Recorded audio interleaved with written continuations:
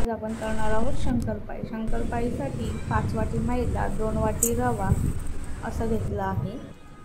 मग त्यामध्ये मी दूध पावडर ॲड केली आहे। त्याबरोबरच आपण काजू आणि बदामची पावडरही ॲड करायची आणि 2 चमचे वेलची पावडर टाकायची। त्यानंतर गॅसवर एक टोप ठेवून 1 वाटी साखर, 1 वाटी दूध, 1 वाटी तूप असं टाकून घ्यायचं आणि त्याला चांगली उकळ येऊन द्यायची। या मिश्रणाला उकळ आली की ते मिश्रण आपण आपल्या पुढच्या साहित्यामध्ये टाकून घ्यायचं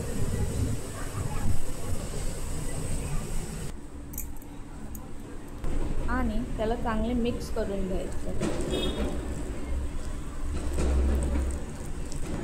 मिक्स करून झाल्यानंतर मळून घ्यायचे आणि त्याला रेस्टवर ठेवायचे।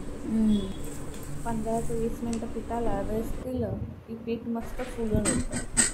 पीठ फुलून आलं की पुढे त्याचे गोळे करायचे आणि अशा प्रकारे शंकरपाळ्या पाडायची सुरुवात करायची। मग ते मस्तपैकी तळून घ्यायचं आणि मग आपल्या शंकरपाळ्या तयार आहेत।